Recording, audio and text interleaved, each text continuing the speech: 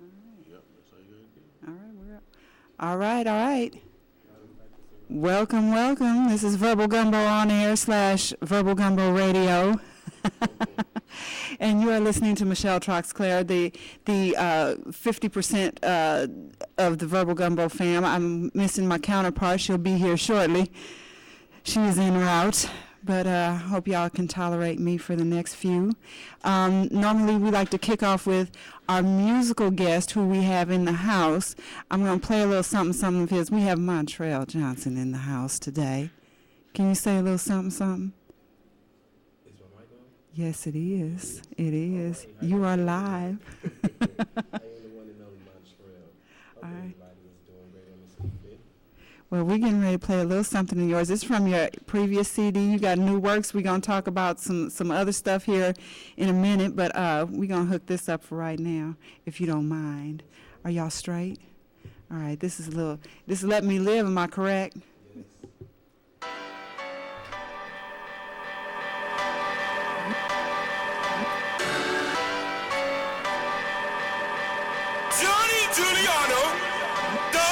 I can think back as a little kid, wondering why everything that I did was never appreciated or good enough. Is my vocab too proper? Am I hood enough? I went from 3-piece suits and little Stacy Adams to Section 8 housing, not knowing who I am. I had my own bedroom with a Batman cover. Now I'm laying on a pile of jelly and peanut butter. But I can't blame you for everything, cause my second mother said that forgiveness is everything. So starting out a sled is clean, and there's no need to yell, scream, or fight. I'm just trying to live my life. Forget about the pain, let's try. I'm just trying to live my life. Forget about the pain, let's try. I'm just trying to live my life. I'ma set my city on fire, baby. Roll another blunt and set it on fire, baby. Said you got them things on fire, baby. Don't think I forgot when the managers wouldn't hire, baby. Didn't think about the things I overcame. Carrying the world, I get that neck back and shoulder pain. Wondering what it would be like to walk down the drain. Sometimes we all have feelings that we can all explain. Yeah, it's easy to understand what I'm trying to say. That a major person comes along with major pain. Rushing, trying to beat the rain. I'm along with trying to change my ways. I'm just trying to live my life. I'm just trying to live my life. Forget about the pain, let's right. Let's right. Try to forget all that shit, man. Leave that shit in the past, yo. Forget about the pain. Most people don't know how to do that shit. We can teach you how to do that. You know what I'm saying? Let me introduce myself and not come out so cocky. What the fuck am I to do when nobody can stop me? Stop me, stop me, nobody can stop me. Play this black matter with second, your mother will die. To my biggest fan and the creator of a jockey. Fine with all my love, my trust too well. Get off my job, please. Job, please, yes, Steve. Oh, get off my job, please. Swagger, jacket, swiper, there's no swipe. So don't pretend that you like me. Cause remember back when we was little, you tried to fight me. I wasn't likely the type to get hypey, but that was then and this is now. I dare you to try it. Cause lyrical niggas keep kicking. I'm not talking about busting Christmas. Trying to get famous, trying to get rich and bring my mother happiness. I know this beat is sick, but don't get lost in it. Me and Dizzy trying to do some shit that you'll never forget. Laugh when they tell me to quit. Everything I say is legit. I'm about as real as it gets. Peasant, you bow when I spit. Grammys, we taking that shit. I hope you ain't thinking some shit, cause this is only the beginning. Damn it, we making it big.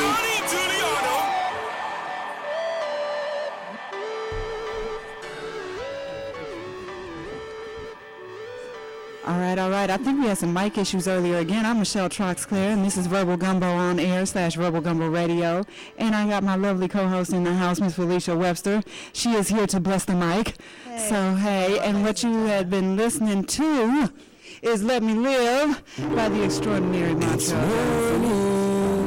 Oh, we done went to the next song. We didn't want to do that, did we? No. I want to send a major shout out to my boy Dizamania. He helped me produce that track, and he was also the man you hear spitting that fire on there. Really? Big ups to Diz, yeah. All He right, helped all me right. a whole lot on that whole album, on that project. All right. We also have in the house with us the beautiful, the talented, the amazing Miss Brittany Young. Hello, hello. All right. And she is going to be our featured spoken word guest for this evening. We also have in the house, we need an extra mic, don't we, Fee? Yeah, we do. Well, he can pull up over here. Mic, or can we share one? I think if he pulls up here, y'all might Well, be that's all true. right. You could be up here. Do you want to be up here? Introduce. This is Katie Broja, and Katie is an incredible. Do we have an extra mic we can use? Okay.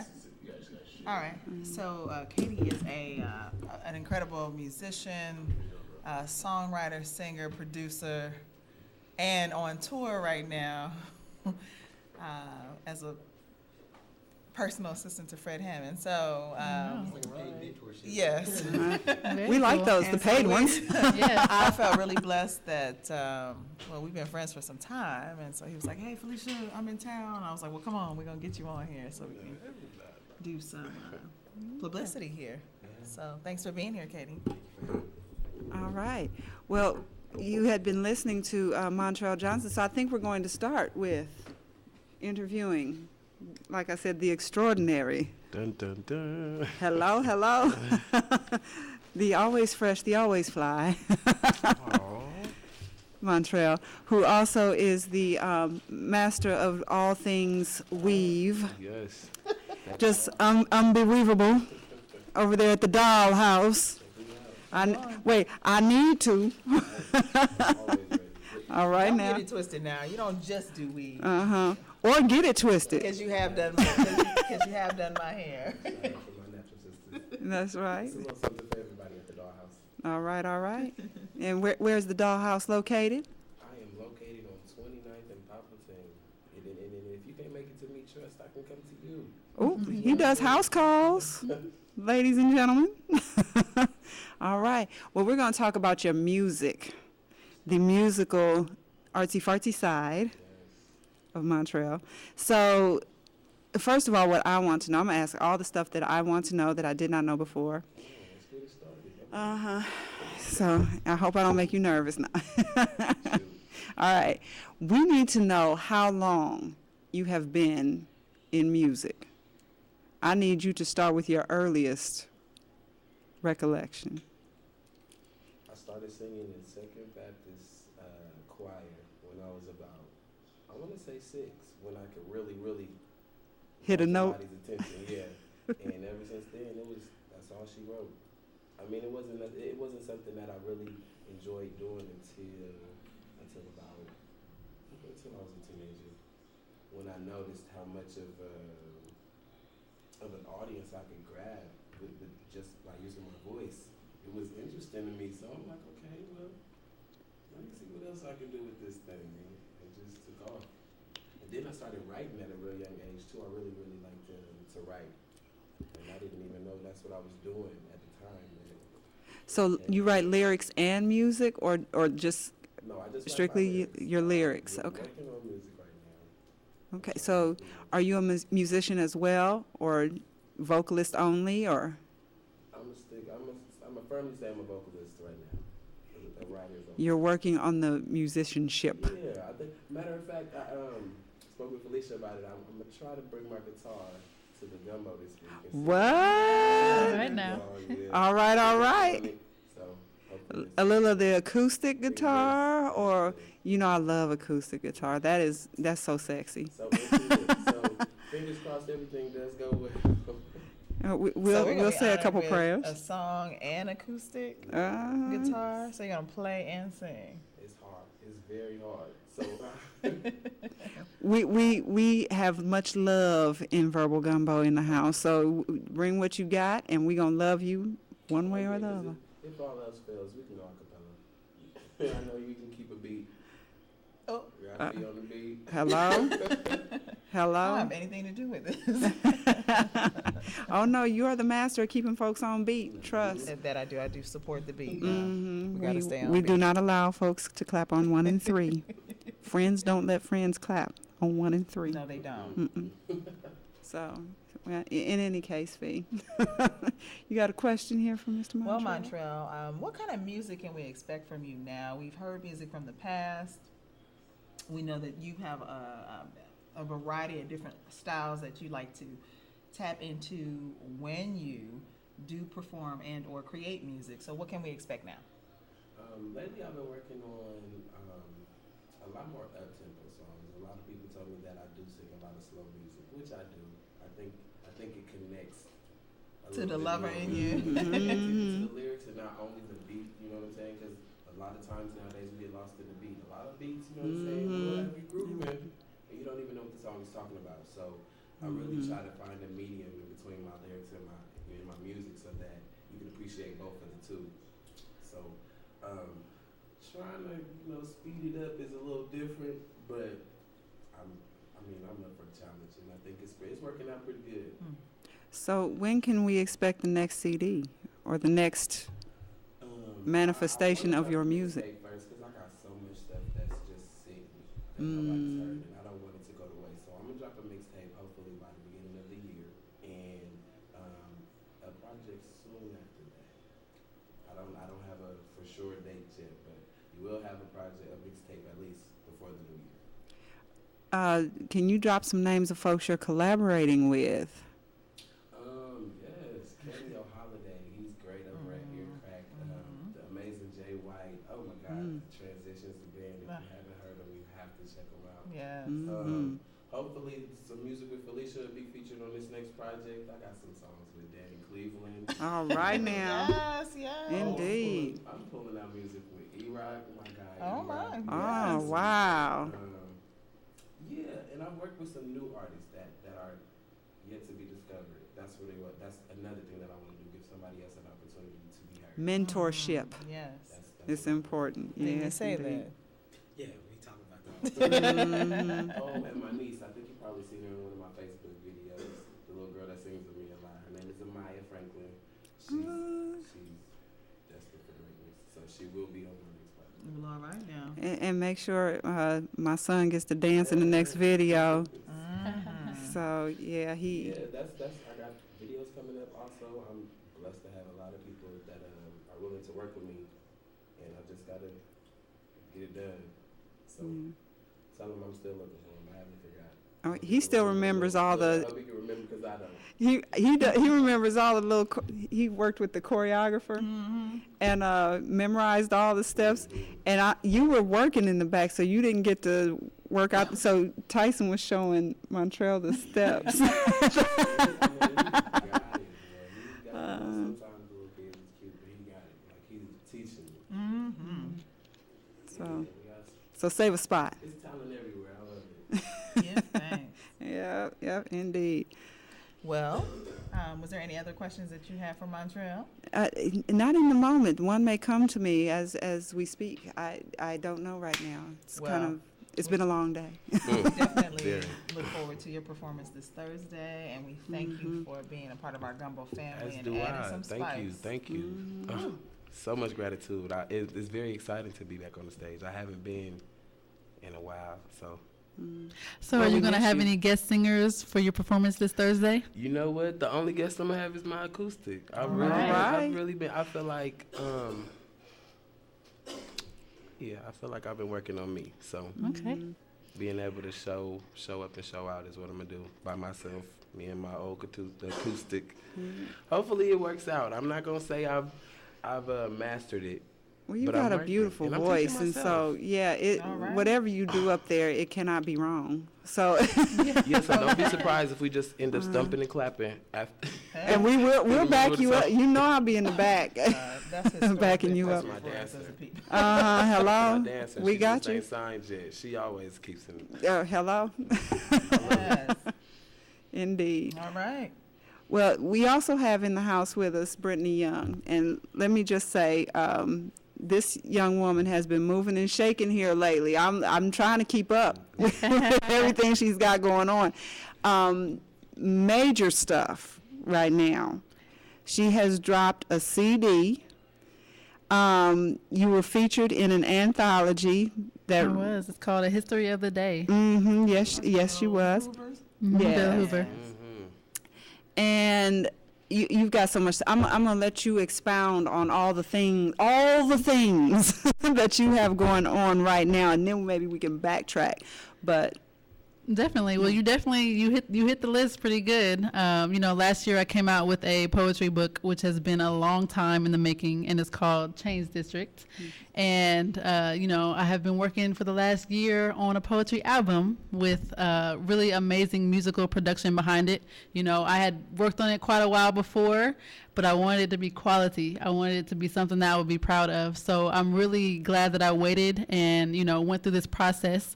And the producer is Marcy Yates, since we're shouting out people that we've worked with.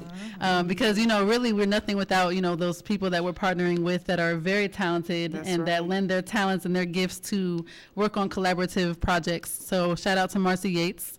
And like you said, coming out with this poetry album, really excited about it, the musical production behind it, and being featured in The History of a Day with Bill Hoover, with several other talented artists such as, DeVelle Crisp and, Matt Mason and Sarah McKisty Brown and several other people. And it's just really cool to be featured on a project with such gifted, talented writers. So that's right. Change District. You said it was a long time in the making. Absolutely. How long? How many years did it take to put that together? The poetry album or the poetry book? But a little of both. Talk about both. Oh, the book, I would say about 2.5 years.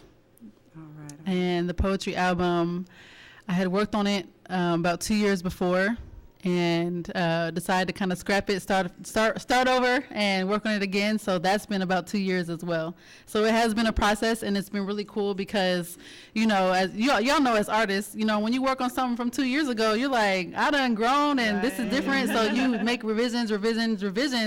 And so, you're happier with the end project. So it's been it's like as I grow, my poetry and my writing and my performance grows. And so it's really been cool just to see the process of Change District, because I've been changing through the process of Change District. So, wow. Now, I was going to ask, where did the name come from? What inspired you to come up with that particular name? Very good question. In my book, I have 3 different sections. The first one is Broken City. The second one is Hope City, and the third one is Change District. So basically, even though none of these are physical places, they all are states of mind, right? Like there's times in our life where we're in Broken City where we want to just, leave, we want to get out, we want to move, but we have to, kind of face what's in front of us. And, if you want to get to Hope City or to Change District, you got to leave Broken City first. You got to look at those areas in your life that, are broken. And, in Broken City, it's violence, it's despair, it's poverty, it's fatherlessness, it's brokenness, and just leaving Broken City, getting to Hope City where you have hope, where you know that things can change, where you start looking at your mindset and looking at what can I do. And Change District is when you're making those changes internally and you're able to actually go out and impact others externally. So Change District is that place of change, the place of transformation. That's deep. Yeah, that's beautiful too. Yeah. Because that's real. That's right. It's real. It's real. It So is. I'm just using my personal journey and using, things in our society that I would like to see change, social injustices and things like that. And just, addressing it in a poetic way, in a way that people will listen to it, hopefully. So. I have to say you're one of the most powerful, I can't talk today. That's all right. It's been a very long day. Take a breath. Yum, yum. Do I leave you speechless? Yes, yes, indeed. One of the most powerful poets that I've had the pleasure of hearing, and I think the first time I heard you was at Poetry in Motion at Love's Jazz and Arts Center. That's right, at your event. Yes, yes. And I have watched you grow as a poet in terms of your content and what you talk about. And the last one I heard you do was, of course, over at Random Acts of Poetry, your piece on Rosa Parks. And very powerful, very edutaining. All right. That's right. That's right down our alley. Yes. And so I don't know which pieces you had planned to do this evening, but if you could bless us with that one, I would be most appreciative.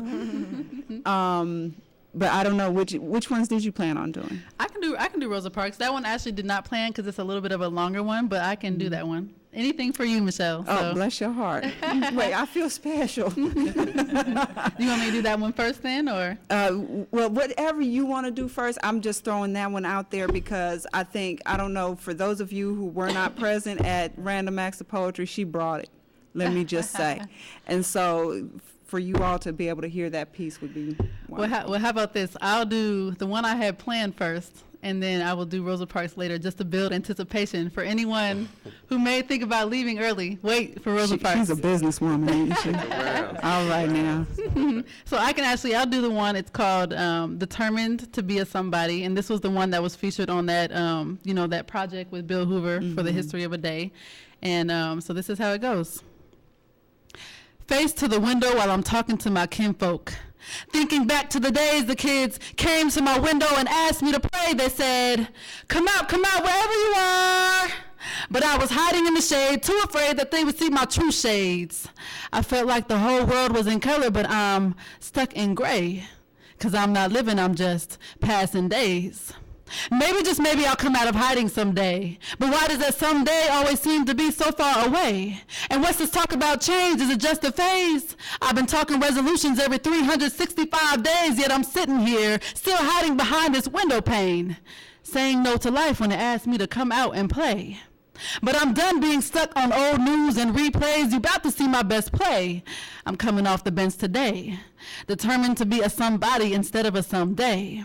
So have a seat and let me speak. I'm getting stronger by the second. I'm breaking off these chains, stop giving in and second guessing. You could say I learned my lesson. I guess I should have studied, 'cause without wisdom and truth, my vision gets so dark and fuzzy. I lifted up my head 'cause I'm the head and not the tail. So I quit playing Simon Says and started blazing my own trail. So from now on, when you see me walking into 3304 Burst Street, you'll see me walking out my dreams. 'Cause I'm done being stuck on old news and replays. You about to see my best play. I'm coming off the bench today, determined to be a somebody instead of a someday. All right now. Very different, not standing up in front of a crowd, but having to sit down. I know. And stay still. It's difficult because I'm not that much. I'm very mic dependent, but I still I'm using hands. It's very interesting when you have to. That was amazing. Thank you. It was. It's always a pleasure to hear you speak. Yes, always. Yeah, Montreal. I would run into Montreal all the time when I was performing the downtown slides and churches and all kinds of events. I'd be like, "This is you again, Montreal." So maybe a collaboration should be in the works. I don't know. Maybe that's a sign. Hey. Those who slide together. Hey. All right now. Hello. That'd be dope. I would love that. Yeah. We try to build connections and networks here at Verbal Gumbo. That we That's what it's do. about. Yes, we do. Always Uplifting about each the other. connections. Always about the connections. Well, did you have anything, Fee, before we Yes, Brittany, I'm interested in knowing. Do you have any rituals? Do you have any things that you do to prepare yourself for the writing process and then the performance process that manifests from that? Oh, yes. I don't know if I don't know. When I think of a ritual, I think of something that you would do every single time. So I don't know if I can say I do it every single time. But, I like to write on stuff that really inspires me and moves me and motivates me. So a lot of times when I'm, thinking of an idea or a concept for a poem, I'll really sit down and just before I write anything, just start thinking about it, just thinking about different aspects of it and writing down things that I want to project in the message that I'm portraying. So I would say that's one of the big ones. It's just waiting until I'm inspired or, thinking about it until I can really grab, hold on something or connect to something. Because I know that when I connect to something, the people that I share it with are going to be able to somehow connect to it as well. And, a lot of times, I have to be honest, sometimes it'll be the middle of the night or I'll be in the middle of doing dishes or something and really good lines will come to me and I have to write it down. You know what I mean? So I don't know. I just wait till I get inspired. As far as performing, I also make sure that, I'm really connecting to the emotions in that poem. And then I keep on practicing it until I feel like I am, fully performing out those emotions and really, bringing that poem to life. So, great question. And everybody is different. Every artist we talk to, I know Felicia makes a point to ask that question because you get a different answer from every artist. Somebody's on the toilet, some people are in the shower. It's That's just, funny. yeah, it's very interesting to hear what people go through in order to get those creative juices going and that creative process going. Yeah. It's unique though. I had a friend who is a poet. He used to write on cereal boxes. Whenever Oh, wow. he ate cereal, that was his thing. He was like a cereal fanatic. So it's just It's really just unique. Yeah.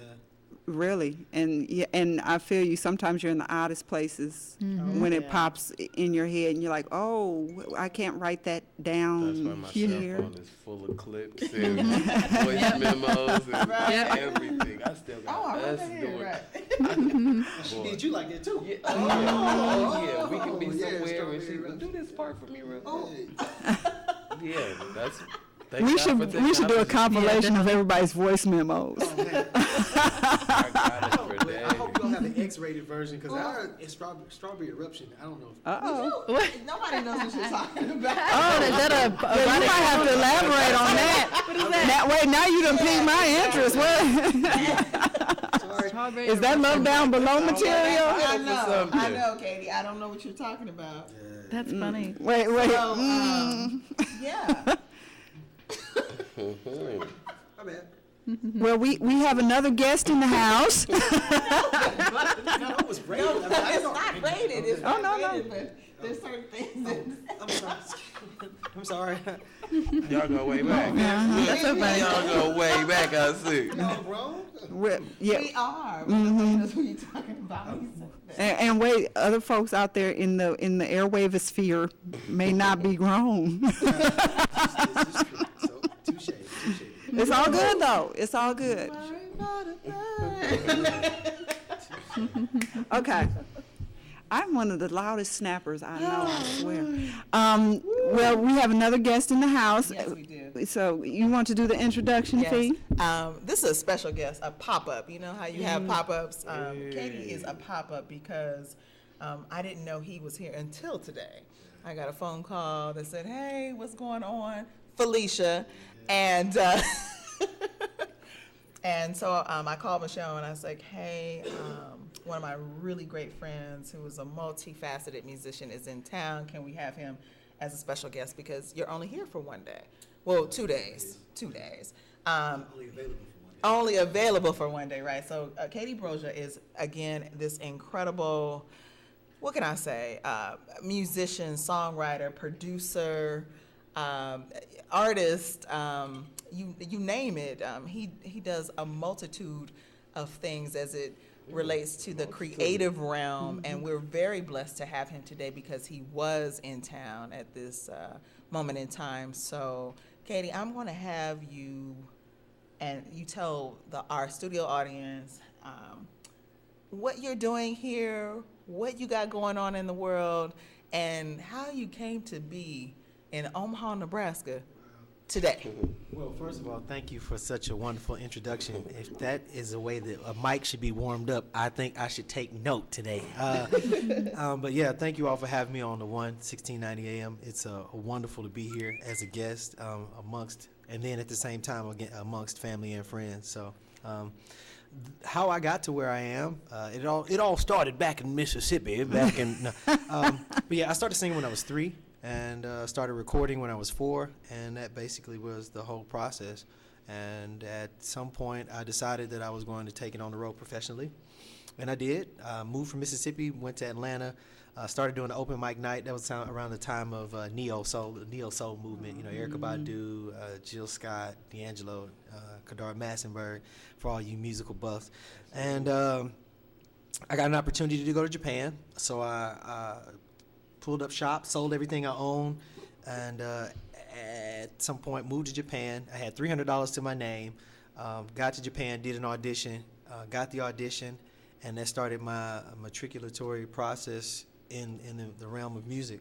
And from that, I lived in Japan 5 years, toured, reached the highest apex that I think an artist could reach, recognized as one of the first foreign J Neo Soul artists, I was doing J Neo Soul before it even became a genre in Japan, and it is now a genre that is recognized. I was ridiculed, But nonetheless, came back to America, did some recordings, produced the album with Mint Condition, toured with Loose Ends for a few years, did some stuff with Boyz II Men, Frank McComb, James Glasgow. I've been blessed to work with a lot of artists. I opened up and worked with a lot of artists, John B., Fantasia, no need to name drop or whatever, but just to kind of show that I've been in the industry for a minute. I've done my thing. You paid your dues.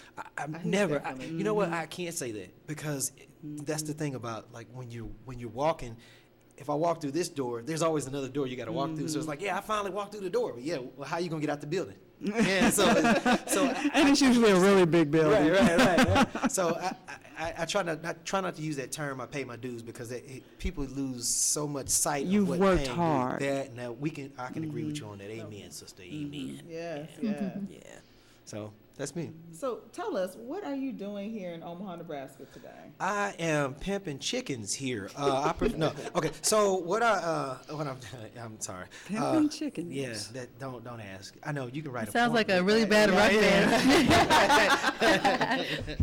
I'm actually here working with the Festival of Praise event tour. It's Donnie McClurkin, Fred Hammond, Hezekiah Walker, Israel Halton, Zacardi Cortez, Kim Burrell, Jessica Reedy, and comedian Marcus Wiley. So I'm a personal assistant. I have the pleasure of actually being a personal assistant to Fred Hammond, and I can tell you, there's been no experience like this in my life. Out of all the musicians, all the wonderful artists that I've ever been in a room, ever had the opportunity to collaborate with, none of them have been as impressionable as working with him for a few reasons, because he really does. We have a lot of, and I say this with quotation, father-son moments, where he's telling me like things that happened to him where he came through the industry. He's telling me like music, where it's going to go. We're having really like deep discussions about the face of music and where it's going to go, and his role and where he's come from and where music came from, where his thoughts came from lyrically, what he was doing. It's amazing. So anyway, that's how I got here. And I'm here with them, and the tour's tomorrow night, and it's going to be crazy. It is like no other gospel tour. It's not a whole bunch of hooping and hopping and hollering and I run across the stage, casting demons out and all this kind of weird stuff. They are straight bringing heat and singing. Wait, singing. You mean singing? Singing. I'm talking about the heavenly choir. Yeah, they sing. Right now. Yeah, they are singing. So, but yeah, it's a great show. We've done 50 cities, or it's a 50-city tour. We're on like 40, somewhere like the 40, 45 or the 50, and then we head out to Nigeria. So, Wow, that's an amazing experience. And if you could talk to young people who may be listening, say that. Because I already know where you're heading with this, and I'm ready. Come on. Yay. Well, since you know where I'm going with it, I need you to talk to young people and how you make a living. You have lived or are living a dream, and some of our young people, they're disconnected from their dreams very young. And there are a number of factors that play into that. But there was something that kept you connected and something that drove you. What told you I could go to Japan? What told you I could do these things? And how can you relate that to young people where they can see it, that there is a light at the end of the tunnel? It's not a train. There's a young person out here too. I'm young, so. Yeah, we were all young. We're all young. And I think one of the biggest factors is I can relate it just like this. 2 days ago, there was a female fighter from Australia who was undefeated. And before she went into this fight, her thing was, everybody talks about that they can, they want it and they can win it, but very few people can actually do it. And that was her thing. She lost. She got put in the hospital. We know about this particular fight. Right. She got put in the hospital. And it's those type of things that I've attempted to stay away from. And I'm not making fun of anybody, because we all go through our Herculeans. We all have our vices. We all have our goods and our bads. So I'm not passing judgment on anybody. But I think that one of the biggest things is that, first of all, I took my art very seriously. And I think everybody thinks that they take it seriously until something happens, they get pregnant, or they get somebody pregnant, or they lose a job, or, something happens and they fall off. Well, doing all of those and doing any of those things, I always took it serious. I always put music first. When I woke up, I was singing. When I went to sleep, I was singing. When I was in school, I was singing. I was always attempting to write. I was always, even though I was a kid, I was always attempting to be around somebody who was way out of my class as far as where I was. And I never stopped reaching for that. The other thing was I had people around me. Now here's the deal breaker. I had real people around me that weren't filling my head with false prophecy. Okay, and that's what is happening. We see things on The Voice where people can't really sing. We see stuff on YouTube. People really can't. What the heck? What is that you're saying? Who told you you could sing? Really? And I mean, you know, and it's not one of those subjective things where beauty is beauty for whoever. No, we're talking about reality, purism. Realistically, you're not gonna cut it. Based on what you're saying right now, you're below average. And we're scared to tell people that because we're scared we're going to hurt their feelings. Yeah. My daddy would tell me, boy, you sound like shit. What are you doing? If you're not going to take it seriously, sit down. That means something, you know, and we're not telling kids that. Constructive criticism. Yeah, I think that we have gone extreme as far as how we praise people. And we live in a time, I call it stardom.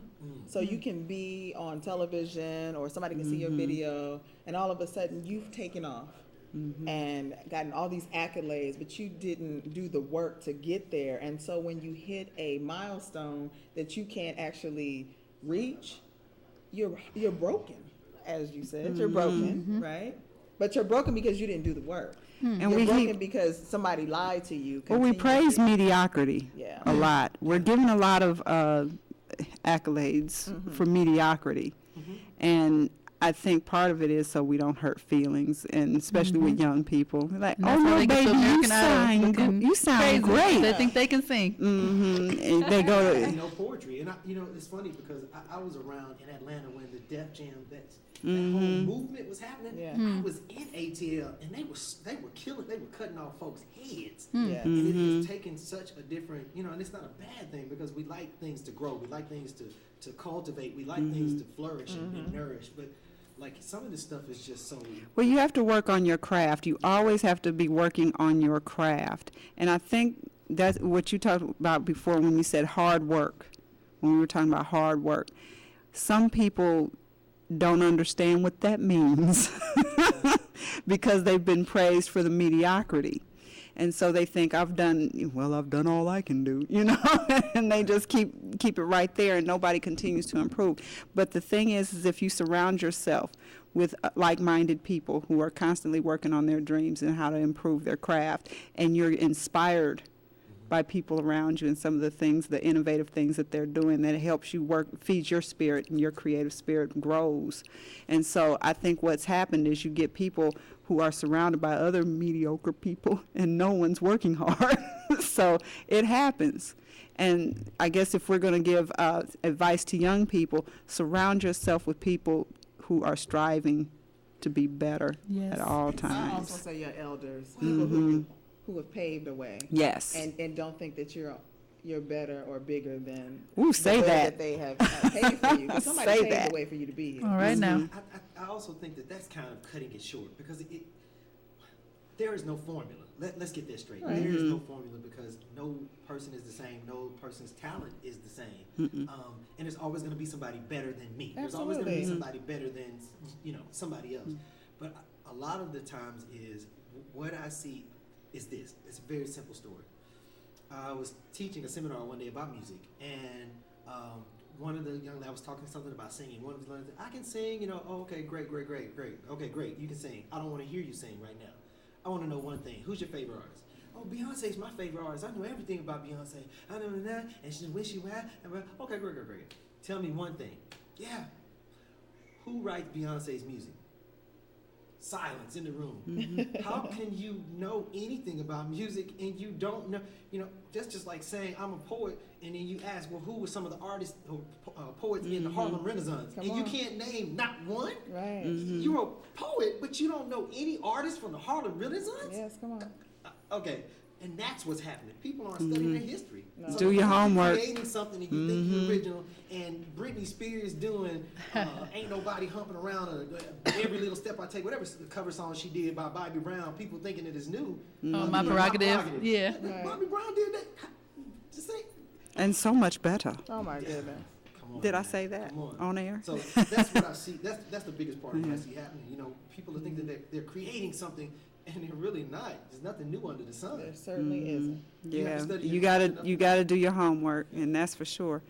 Well, we have a couple things we usually do. We do an edutainment period where we talk about something that's going on in the world or something that we need to address.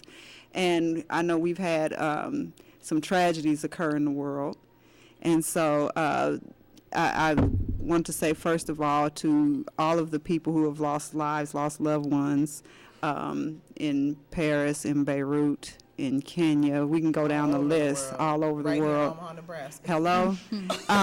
Let's keep it real. Yeah, let's keep it real. Yeah, people who have lost their lives for a number of reasons. Most of it is men who've lost their minds over ideology, I guess shortness of resources, religious reasons, who feel the need to, I guess, displace large numbers of innocents and take things out on people they don't know randomly. I just want to say that the way some of us have been dealing with that in this country has been not so kind, and our own immigration system and the way we treat refugees has been pretty despicable. And so there, I did want to read a poem. It is not mine, and it's one that I think it addresses so people understand that when people immigrate to another country, when people leave a country that they called home, it's not for good reasons most of the time. And it's a difficult decision. And what's happened is you've had massive numbers of people migrating from one country to another. We have a massive migration of people coming from Central America right now, coming into this country, and there are a number of reasons for that. We also have a massive migration of people coming from Syria. We've had huge numbers of refugees even coming to Omaha. We've had from Sudan, from Myanmar, the Burmese population, the Karen population, from Ethiopia. We have a large population here. And there's a reason why they're here, and the way we treat them as human beings is important. And I do have to say that we cannot combat what's going on in the world with more guns and more bombs. It's our collective humanity and how we treat one another. And it's providing resources to people. That's how you kill hate. And so I just wanted to say that. But the poem I brought up, because this is Verbal Gumbo, I've posted it on my page today. It's a repost. I posted it previously. It's by a Somali woman by the name of Warsan Shire, and it's called Home. No one leaves home unless home is the mouth of a shark. You only run for the border when you see the whole city running as well. Your neighbors running faster than you, breath bloody in their throats. The boy you went to school with who kissed you dizzy behind the old tin factory is holding a gun bigger than his body. You only leave home when home won't let you stay. No one leaves home unless home chases you, fire under feet, hot blood in your belly. It's not something you ever thought of doing until the blade burnt threats your neck. And even then, you carried the anthem under your breath, only tearing up your passport in airport toilets, sobbing as each mouthful of paper made it clear that you wouldn't be going back. You have to understand that no one puts their children in a boat unless the water is safer than the land. No one burns their palms under trains, beneath carriages. No one spends days and nights in the stomach of a truck feeding on newspaper unless the miles traveled means something more than the journey. No one crawls under fences. No one wants to be beaten, pitied. No one chooses refugee camps or strip searches where your body is left aching, or a prison, because prison is safer than the city of fire. And one prison guard in the night is better than a truckload of men who look like your father. No one could take it. No one could stomach it. No one's skin would be tough enough. The go-home blacks, refugees, dirty immigrants, asylum seekers, sucking our country dry, niggers with their hands out. They smell strange, savage, messed up their country, and now they want to mess up ours. How do the words, the dirty looks roll off their backs? Maybe because the blow is softer than the limb torn off. Or the words are more tender than 14 men between your legs. Or the insults are easier to swallow than rubble, than bone, than your child's body in pieces. I want to go home, but home is the mouth of a shark. Home is the barrel of a gun, and no one would leave home unless home chased you to the shore, unless home told you to quicken your legs, leave your clothes behind, crawl through the desert, wade through the oceans, down, down, save, be hunger, beg, forget pride. Your survival is more important. No one leaves home until home is a sweaty voice in your ear saying, leave, run away now. I don't know what I've become, but I know that anywhere is safer than here. All right now. I'm sorry, I had to do that today because I'm watching us on social media criticize people who run. So we are edutainers. I put that out there. I guess I've also noticed not just that, but like if you choose to support Paris or Kenya or wherever it's happening in the world, and I think we forget to operate out of just humanity, and humanity is to have compassion and understanding for people and how it affects, how hurt, or rather it's fear, because it's either love or fear, right? That's right. So if fear is manifesting throughout the world and people are operating from a space of fear, we as human beings that are maybe not experiencing that in that moment, the compassion part of us would be to operate out of love, right? And so it shouldn't matter what color you put your profile or who you choose to support. If we're operating out of love, we're operating out of compassion. And if we're operating out of compassion, then we're operating out of the Most High, the most divine light that we possibly could. Here's one thing I want to give you all for some food for thought in this gumbo. If there are thousands of other countries that exist in the world, and out of 197. Okay. I'm sorry, I'm a walking encyclopedia of useless knowledge. So that's good. Let's deal with numbers because I'm going to take that and remember it because this is something I've been saying. There are 197 countries in the world. Yes. And 180 of them at least have been at war. Probably. When is America's turn? America's due for a civil war. Recognized. Yes. Right here in Omaha, Nebraska. Yes, SAC we are. headquarters.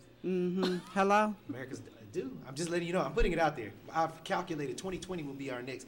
It's approximately 150 to every 200 years we have a civil war. It's due. It's coming up. 2020 is the time. And I have to say that there are a group of people who are terribly afraid of losing what they have had, the lifestyles that they have had, and they see the influx of people of color, the growth of certain populations as being something that is detrimental to their way of life, and so they got their claws out. And so, yeah, we got to be vigilant and prepared. Tis true. Tis true. Tis true. We have a few more minutes left. I do want to get Ms. Young over here to do another poem for us. Okay. Yes, and we also close out with Katie's track. Yeah, indeed, I would love that, definitely. All right, are we ready? All right, Rosa Parks, here it goes. Rosa Parks. I didn't expect to start a boycott. I just wanted to rest my feet. From a long day's work, you see, I've been working hard all week, and now you expect me to just give up my seat? Bus driver, please, tell me you'll have me arrested quickly if I don't do it swiftly. Like staying out of jail when I didn't even commit a crime is supposed to be your gift to me. Well, keep it. You looking at me like I'm the one that jumped off the deep end. I paid for this seat, and my humble home is all the way across town, so pardon me if I choose to stay sitting down instead of standing in the aisle. These heels are as comfortable as a cactus pricking my soul. And lately pain seems to be in style. I'm not trying to start a boycott. I just want to rest my feet. I'm not moving from this seat. To you, this seat is just a place to sit down. But I see generations years down, not being limited or intimidated by issues that are skin related. I see a legacy, not just an empty seat. Because in my seat as secretary of the NAACP, I work to fight against injustice every single day. But as soon as I board this bus, I look the other way. But I'm putting an end to that today, so I repeat, I'm not moving from this seat. So now I'm sitting in a different seat. Only this one's no bus, it's black and white with flashing lights and complimentary handcuffs. And you ask me, why didn't I just stand up or surrender like I had my hands up? But I did stand up. Because sitting down meant standing up for what's right, and standing up for something wrong wouldn't have been right in my eyes. So if I have to stay in jail for a night, I wear it like a badge in this fight for my civil rights and for the rights of my people to be treated as equals. We had a whole civil war. I'm hoping for a new sequel. They opened up my jail cell and told me I was free to go, but I didn't feel free. It was humiliating, having to suffer the indignity of riding segregated buses twice a day, 5 days a week to go downtown and work for white people next to free. And this bus fare isn't free, and I know life isn't fair or free, but I'm not asking for no handouts. I pay the same bus fare as the people whose pigmentation has a different intensity, and I swear my money is the same color and has the same weight, worth, and trust. But all of a sudden, the money I paid at the front depreciates as I walk to the back of the bus, all because the color of my skin is less luminous. My actions weren't scripted, but my dignity had reached its limit. I said they told me I was free to go, but I didn't feel free. How could I? After my arrest, I received death threats when I walked out the door, and my job as a seamstress was ripped from me at the local department store. You think I did this to be known? Shows how much you know. I didn't expect to start a boycott. I just wanted to rest my feet. These feet are the same feet that had to walk to and from school every day when Jim Crow laws took our transportation away. These feet are tired of wearing the shoes of injustice, tied with the laces of racism. These feet are swollen, beaten up by the rough journey to equality. Keep your whites only signs, keep your empty apologies. You kept your mule and 40 acres. My feet are tired of your empty promises. So when I tell you, I just wanted to rest my feet. Maybe next time you'll understand what I mean. Because most people get it wrong when they tell the story of me. To set the record clean, I wasn't any more tired than a usual long day's work. The only tired I was tired of giving in. All right. Yes. Woo! That's what I'm talking about. Yeah. You can have my seat, Ms. Romo. It's on the album, Change District. Yes. Come All on. right. Come on. Well, before we close out with the track, let me just say thank you so much for coming and blessing each one of these mics here. We had Brittany Young, who did the amazing piece on Rosa Parks you just heard. We have Montrell Johnson over here, Thank you for the having me. vocalist extraordinaire. And if you want to hear him a little bit more, and we are featuring Miss Brittany Young at Verbal Gumbo this Thursday. Doors open at 7:30. Come check us out. Indeed. We also have with us KD, and we're getting ready to play one of your pieces and close it out. So 1690 AM, the one. Yes, on Ustream. You want to tell us anything before we play this track? No, thanks once again. Thank you all for having me on your set. Letting me come in and take up some booty space. I mean, some seat space. I enjoyed all of you all's the wonderful talent that you all have here, and I'm looking forward to hopefully potentially collaborating with some people All in the near right. future. All We right gotta make now. some things. Absolutely. Indeed. Absolutely. Yeah. So you gonna tell them about When I Lie? You want me to tell them about When I Lie? You Yes, said go something. ahead, because that's what we get ready to play. All right, cool. So the song that we're about to play is called When I Lie, and basically it's talking about, from a male standpoint, when he lies to a woman, how she accepts the lie much better than she accepts the truth. Now, whether or not you believe in it is up to you, but those are my personal experiences. I hope you enjoy it. This song is produced by Rick Rude and myself. All right. Just hit play and we're good to go. Mm-hmm. Yeah.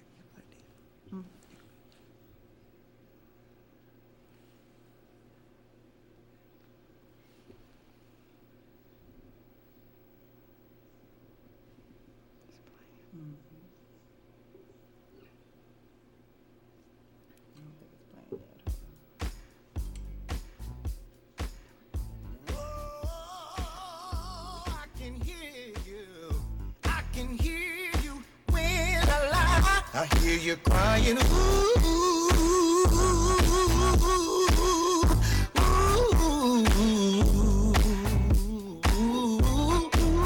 always talking about the things I say you never believe are true. But you seem so cool to me whenever I lie to you. Whatever happens in the dark will always come to light. Girl, you don't believe the truth over a bold-faced lie. When I lie to you, you're always cool, but when I tell you the truth, you never believe the thing that I say to do. So tell me, what am I supposed to do when I tell the truth? When I lie to you, you're always cool, but when I tell you the truth, you never believe a thing that I say to do. So tell me, what am I supposed to do when I tell you the truth? Feels like I'm in a courtroom and solemnly I swear she's just a friend, don't know I didn't sex her, I wasn't even there. It's like the less I say, the more I prove